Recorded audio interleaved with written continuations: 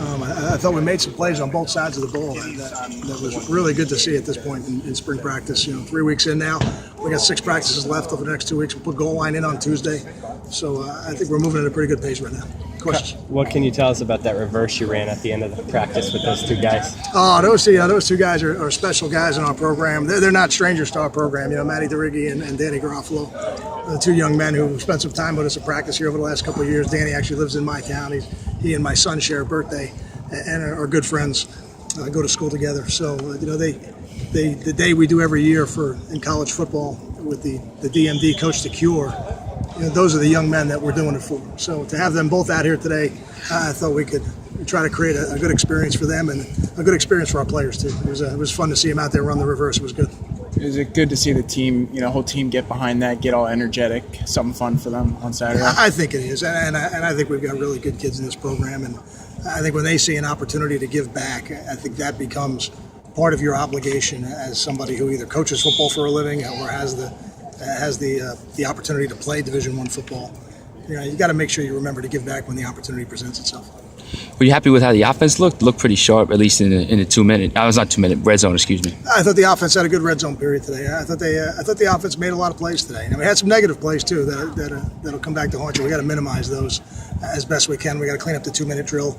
We're not really doing the 2-minute drill operationally the way we'll do it in a game just yet. So we're still kind of installing that part of the procedure, but we're getting the mechanics of it down. Today's scenario is touchdown to win are a little more challenging than the field goal to win. But I thought the offense made some plays today, so it's encouraging. How would you say the walk-on receivers are coming along? Vance has been here for a while developing, and then Antoine rolling early. Yeah, it's really a good day for both those guys. I'm going to call him T because that's what the boys call him. But I think Vance and I think T, I think both those guys did a nice job. Even the guy who's converted over to tight end, Jeff Gignac, he's another one who's making progress. And I think all those things ultimately help build the depth of your football team. And sometimes you end up with great players through that process. Guys like Paul James, Michael Burton, Sean O'Hara, Gary Brackett, Howard Barbieri. All these guys were walk-ons in our program. So I think the more you can develop your walk-ons in the program, not only you build depth, but you got a chance to get some great players too. Kyle, one of the spots it seems you have some riches when everybody is healthy is running back. Do you imagine when everybody is healthy, do you imagine splitting carries? Do you imagine developing certain roles for certain guys? I think ultimately you'd like to give somebody an opportunity to dominate the game. And I think when you've got a great one, you can do that. I think you could probably give 2 guys a lot of carries. And then if there's a third guy, he's going to have some role if he deserves it. But I think all those things will shake out in training camp. And I think over the course of the season, we're going to need them all. I don't think there's any doubt about that. Talk about a guy like Sam Burton, who kind of flies under the radar in our eyes, but talking to some of his teammates, they have a lot of respect for how hard he works. Yeah, Sam is a really hard-working, tough guy. Just a good old-fashioned blue-collar football player, and one of the guys that helps make your team better because of all the things he does in his role, not only as a backup in practice and possibly a starter when you need him to be, but on special teams. And I think I've heard the expression. I've heard NFL guys say your roster's really made by the last 10 guys on your roster. I don't know what that number is in college football, but I know guys like Sam are really valuable for that reason. And also they help you build the culture of your program. He's a really quality program guy from the classroom to the weight room to the football field.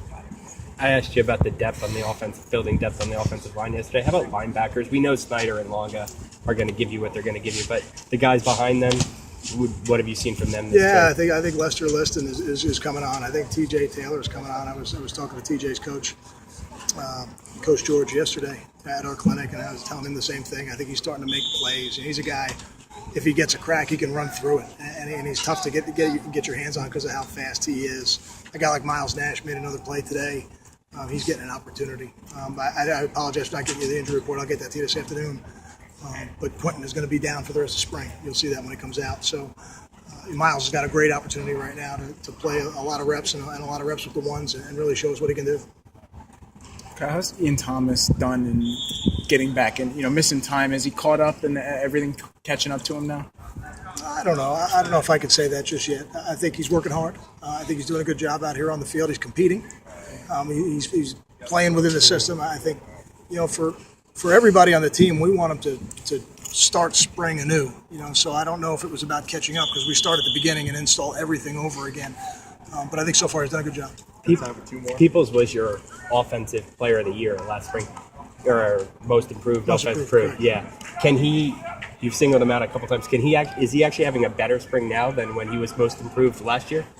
I thought he had a pretty good spring last year. I don't know if he's having a better spring, but I think he's a better player. I don't think there's any doubt about that. I think last year we saw the beginning stages of it, and now we're seeing a much more complete Desmond Peoples, and that to me is the most exciting thing because we knew when we recruited him he could run with the football, but now we're seeing him catch it out of the backfield. We're seeing him block. We're seeing him do all these little things you need a guy to do to have an opportunity to be a great back, and that to me is the best part of what he's doing so far this spring. I'll just stick with the fullbacks, I guess. How valuable is Michael Burton? What's he bring you guys? Michael Burton's a very valuable football player. He does a lot of things on our team, and I mean, I could see a scenario where he ends up becoming our third down back the way Brian was back then. That might be a role that he takes on as we get into training camp in the fall. So he's a guy that you trust with no reservations, and those guys on your team are very valuable.